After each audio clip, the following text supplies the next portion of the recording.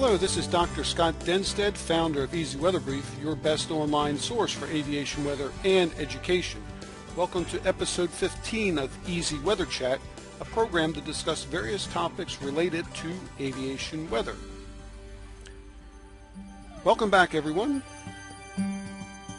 In this episode, I'm going to focus primarily on how to use convective SIGMETs within the EZWxBrief application. Certainly it's important to understand the concept of a convective SIGMET, how to use it, and then see how it's utilized within the EZWxBrief application itself. But as I've done in the past, I want to cover one particular topic that, again, questions I get a fair amount is, how do I install EZWxBrief as a progressive web app? You won't find it in the App Store or Google Play Store. It's actually easier than that. It takes even less time to go out to the App Store, and you can also install it on any particular device. And you don't have to worry about whether it's the Canadian App Store, the US App Store, or whatever. So it's pretty easy to install. I'm going to show you how to do that using Windows 10. So this is my Windows 10 desktop.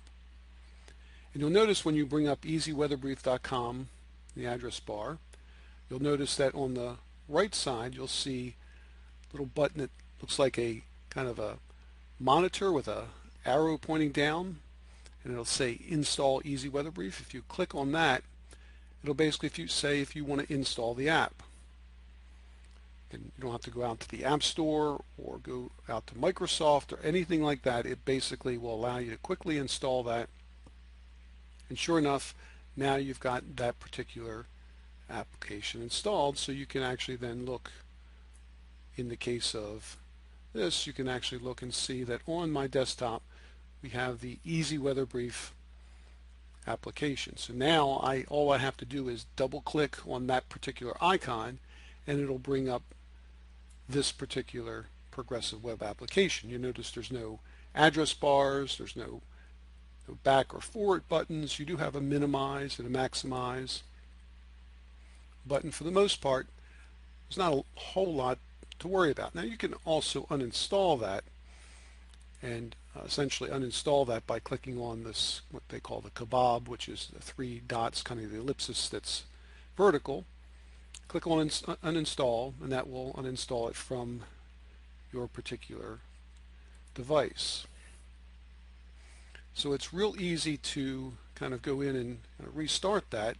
So for instance, let's say you bring EZWxBrief up, say let's go to just a tab here. I'll put in EZWxBrief.com.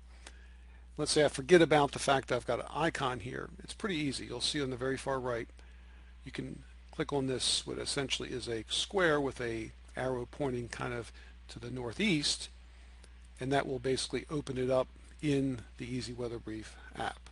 So there's a lot of ways to get to EZWxBrief application, and having it installed as a progressive web app will provide the maximum use of the application itself. Okay, so now let's switch gears just a bit and we'll talk about using convective SIGMETs in the EZWxBrief application. So let's go ahead, and I always recommend folks plan a route from, it starts out with the map view. Again, you don't want to be in a situation where you create a particular route and you fat finger the wrong identifiers in, and you're planning a route without understanding the exact route that you think you're planning. So in this case, I've got a route that's essentially going from Miami, and we're going through Jacksonville, up through Columbia, South Carolina, and then over to Cleveland. And so in this particular case, you'll see that I've already have the convective SIGMETs turned on, and essentially you'll see the convective SIGMETs kind of showing here, and also I have the the weather icons showing as well, and because the departure advisor is set all the way to the very far left, that means in this particular case, the data you see on the map is going to be surface observations. So if I click on any of these, they're going to show me the latest surface observation for that particular airport. And here we have one indication of thunderstorms in the vicinity at KLOZ. And you'll also notice that these convective SIGMETs are showing. And I get to that by going to the layer selector in the upper left, and then make sure I have convective SIGMETs selected. I can also select turbulence, icing, dust, and sandstorms, but this time of year the primary concern is convection. And I can also turn on or off convective outlooks, and we'll see those as well. So the simple fact is that what you see on the screen in terms of the convective SIGMETs is tied to the departure advisor here. You select and grab the time label and move it along, and what you'll notice is that once you move the time label 1 hour in the future, all those convective SIGMETs disappear. And the reason for that is simply that the convective SIGMETs are no longer valid. So if you look at any particular convective SIGMET, you'll see it's valid through 2055 Zulu. So if I move it to 21Z here, this is left up there for you to look at, but ultimately you notice that 21Z and 2055Z, it's no longer valid. So EZWxBrief removes that, given the fact that the departure time is set at 21Z. Now, most likely, the Aviation Weather Center will continue to issue other convective SIGMETs, but for the moment, these are only valid through 2055 Zulu. And the outlooks, on the other hand, are valid from a 2 to 6 hour period beyond the time that they're issued. So in this case, these were issued at 1855, so add 2 hours to that, that's 2055, and it's valid all the way through 0055. So once again, if you think about that, 2055, if I have this set to 20Z, it's not quite valid yet, so you don't see any of the convective outlooks in on that particular departure time. But as you move this forward, you'll notice that those stay up until we get past 0055, which is at 01Z, and then they disappear. I've had some questions on why certain polygons come and go, and that's the reason why for convective SIGMETs and convective outlooks. Now, in general, convective SIGMETs indicate that there are active areas of thunderstorms.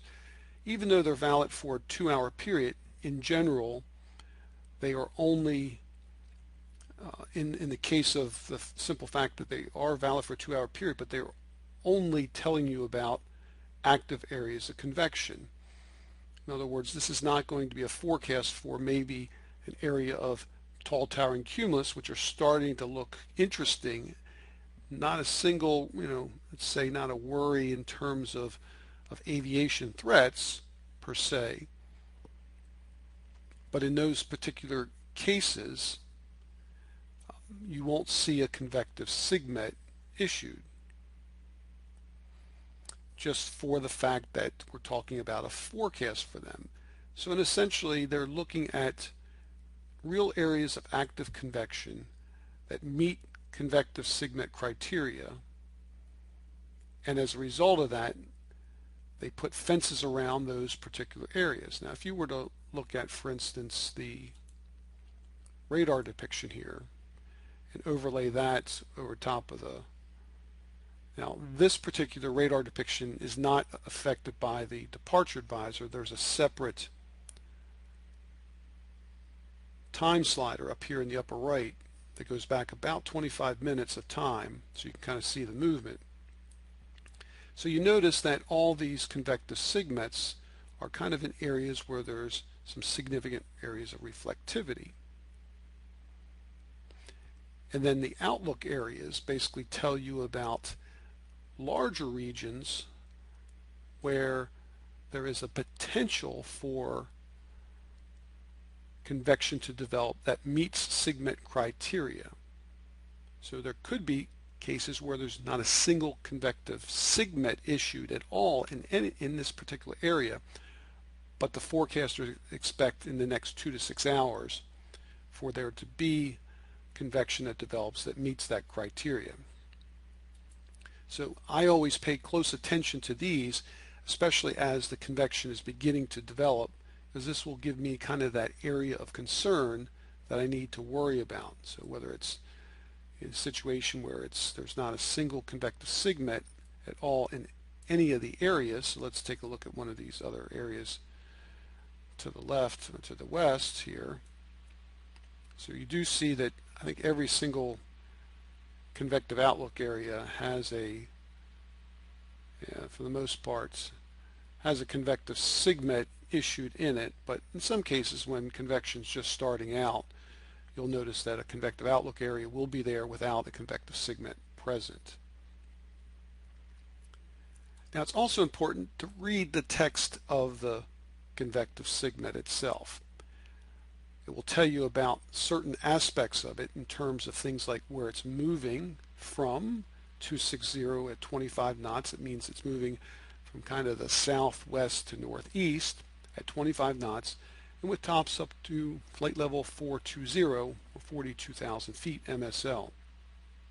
In this case, this is just an area of thunderstorms. And in order for it to be an area of thunderstorms, it's got to be essentially expected to be at least 3,000 square miles in area. So think about 3,000 square miles as being kind of the 2/3 of the size of the state of Connecticut. So pretty much the minimum size you'll see would be something like this particular convective SIGMET. So it is pretty small overall, but it's still considered widespread area of convection. Now this one is for a line of thunderstorms. So we saw an area of thunderstorms. This one is particularly for a line of thunderstorms, 35 nautical miles wide. And again, it gives you information on the movement and the tops. And when it says above flight level 450, it could mean 50,000 feet, could mean 55,000, 48,000. Essentially, once it reaches 45,000 feet, then you won't see any additional forecast above that. 45,000 feet is essentially the maximum altitude forecast by the Aviation Weather Center.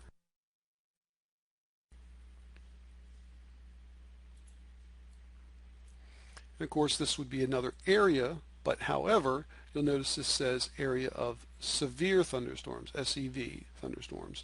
Again, that tells you that you're dealing with the possibility not only a convection that's serious for aviation, but it's also something you need to give a little extra room maneuvering around because these are severe thunderstorms, hail to 1 inch, gusts to 50 knots possible. Now that may not occur everywhere in this area per se. I know I've heard a number of pilots say they don't pay any attention at all to these convective SIGMETs, which I think, is certainly that's their option if they want to ignore that. But I really do believe these are useful to pilots, understanding kind of what you have to deal with here. So the other possibility, and I saw one earlier today, is the possibility of embedded thunderstorms. So let's see if we have that here. This is an area of thunderstorms, and again, severe thunderstorms here. This would be a line of severe thunderstorms. Down below is a line of thunderstorms. Let's see what this one down here is. An area of severe thunderstorms, another line of thunderstorms, and a line of thunderstorms here. And let's see here, area of thunderstorms. So I don't see any embedded thunderstorms. There was a convective SIGMET out for that earlier. And in those particular cases where you have embedded thunderstorms, you can't really distinguish where the thunderstorm starts and stops per se. It's embedded within kind of a dense overcast. It makes it very difficult to pick out what is when you can navigate through an area of this. For instance, if you decide I'm going to take on this area of thunderstorms here or convection, certainly there are spaces in there between some of these cells that you might be able to navigate through, but if it announces that it's an area of embedded thunderstorms, in those cases you won't necessarily be able to easily do that unless you have onboard radar. So my suggestion typically is to go around these, and the whole purposes of putting out these convective SIGMETs is to alert pilots to an area of convection that is significant to aviation. In other words, if there was a single thunderstorm cell out there, let's say a pulse thunderstorm, they could still put especially if it's severe, they still could put a convective SIGMET around that single cell, supercell thunderstorm, for instance, especially if it is severe. But if it's not, it may be something the Aviation Weather Center says, well, you can just easily navigate around that. So if there's a cell out there, you can see it in the distance, visually see it, navigate right around it. It doesn't take much of a deviation. But when you have a line such as this here moving in, then that means that you're not going to be able to easily work your way through this. You're going to have to work your way around it, which means you're going to have to take extra fuel and essentially plan for that situation. So that's why the Aviation Weather Center issues these convective SIGMET.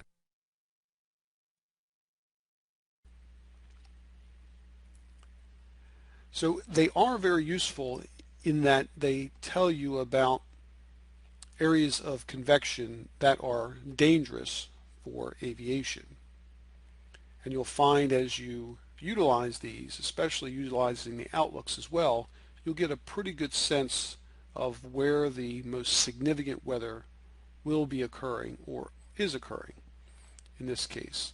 So once again, just to emphasize that they're not going to put an area of a fence around an area where they think something's going to develop in terms of a SIGMET. They will put a convective outlook around that as well. And so when you again pull the departure advisor over to the right, you'll see that that actually then removes those SIGMETs because they're no longer valid from that standpoint. Now the other aspect of this is how to integrate that within the departure advisor. So the route profile, the route itself that you've developed, in this case I'm headed from Miami all the way up to Cleveland. This definitely shows that that particular route leaving at 20Z has some challenges associated with it. There's no doubt that that route is going to be problematic, but not necessarily impossible per se. So the way that the EZWxBrief application works with the departure advisor is it looks at your particular personal minimums to determine what convective threat along that particular route and matches that up against your personal minimums so that you can understand the threat or the risk that you are taking.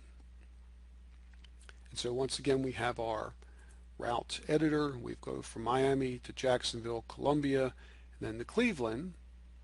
But we also need to understand what is my particular level of risk.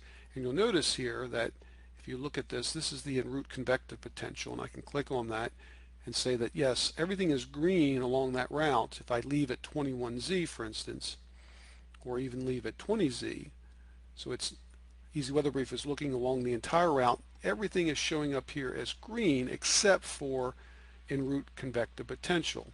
And I have that set to very low and medium in my settings. So if I go to the settings, go to personal minimums, bring up the en route convective potential, there you go. I see that I have set to very low and medium. So anything that's medium, high, or very high will show up as red. Anything that is very low or none will show up as green. So this allows me to have my kind of high risk personal minimum as well as my low risk, and then kind of a moderate risk in between. So this probably says that somewhere along the route, EZWxBrief is detecting that there is the possibility of dealing with the potential for convection that is in the low category here. So I usually separate these by 2 so they're not right on top of each other, so we definitely have a good chance of seeing the green, yellow, and red. And that's the same way for icing intensity as well. But nevertheless, if I were to, let's say, move this over to high, and let's even move this over into very high here in medium, and I were to save the settings, what you'll notice is that the route will be reevaluated to determine whether or not there are thunderstorms that meet that kind of a threat. And certainly we see these all as green here now. So the en route convective potential is showing now here as green because of that. Again, it's not impossible that you're going to find, in this particular route, you'll definitely find the possibility, but most of the threats are along the route are not directly impacting the route. So by the time you get to these points here, along the route of flight, you will still have some convective threats in the area, but certainly if you're willing to accept a lot more risk, this shows that this is going to be a tolerance that meets your personal minimums. Now on the other hand, if I were to take and crank this down completely down to just about bare minimums, so I go to the convective potential and I put this down to none, and let's say low. In that particular case, save the settings here, and it will reevaluate the route. So I'm a lot more conservative right now in terms of my convective potential here for this particular route. And now these show up as red in that situation. So it means that it would be better for me to kind of depart at 23Z. And it also knows what your actual, let me turn off the SIGMETs and outlooks for now. So it knows that somewhere along the route you're going to be potentially finding a situation where it meets all your personal minimums here except for en route surface visibility.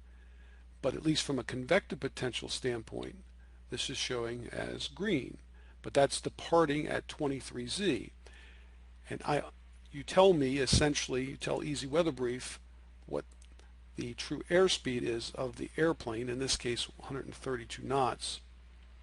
And when you put that in place, it will calculate a ground speed, and it knows essentially from that standpoint where you're going to be along this route and what the weather is going to look like along that route. So it's doing all those calculations based on that. So this says by the time you were to go through this, then the possibility of convection will still likely be there, but it will certainly not be terribly risky based on what we see from the Departure Advisor. And so we go back again to look at the personal minimums, and again to describe this concept here is that we're kind of looking at what are the chances, what are the absolute chances that you'll see convection, not necessarily thunderstorms, but convection that is significant. We're not talking the white puffy cumulus clouds that are out there, but we're talking deep convection. And anytime you see a situation where you have very high, that means there's a lot of signatures in the weather forecast that are pointing to a very high possibility of running into convection. It may not be severe, it may not even be thunderstorms, but it may be something that you'll need to avoid. Whereas when you're down near very low, that means you'll likely have to make your way around some kind of convection during the flight if it evaluates to yellow. But it will be a more I'm trying to say that it will be less of a problem in terms of being able to see, let's say, a brick wall of convection that you'll see under very high. This will allow you most likely to make deviations through that convection. And then again, if you really want it to be ultra conservative, you could run this down even to very low here for the top one. So it's really just about risk tolerances. And while this is not going to be perfect, it can't forecast every single cloud or every single cell that's dangerous out there. What it's kind of forecasting is what's happening in that particular route. What are the conditions along that route that are significant, that kind of raise the red flags that this may be a tough flight to make. Again, that really depends on your risk tolerances. So the Departure Advisor is somewhat set up so that you can quickly see where your best time to depart is. And this, notice here that for the most part, it looks like there's lots of red here for the convective potential on this route all the way through until you get to Thursday, probably Thursday late in the evening, or let's say early to mid to late evening kind of time frame, 2Z or so, 3Z in that range. But then again, it pops right back up here with yellow, and then finally the next day we're still facing that. So you can also kind of double check this against your Departure Advisor with the route profile. So we click on the route profile button. That will bring up the exact route you have planned. You'll see your particular the altitude you chose when you were creating your route, and then you can actually then look at the icons here at the top and see what's happening from the standpoint of where you're going to run into that situation. So this is showery, basically dealing with partly sunny with showers and isolated thunderstorms. Then as you move along your route up towards Melbourne here, you're dealing with the possibility of partly cloudy with scattered showers and thunderstorms.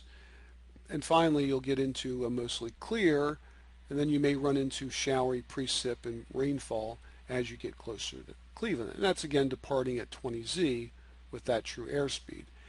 And you could look at this saying, now if I'm at 23Z, for the most part, I'm not dealing with, if I were to depart at 23Z, there is a little bit of possibility of rain, but it's not showing as a convective rain element here. So the rest is pretty good through that entire route. So this gives you that window of opportunity to depart, although there are other potential issues in terms of en route surface visibility if you were concerned about that along the route of flight. Well, that completes episode 15 of Easy Weather Chat. My name is Dr. Scott Dennstaedt, and as always, I hope you enjoy the simplicity of Easy Weather Brief.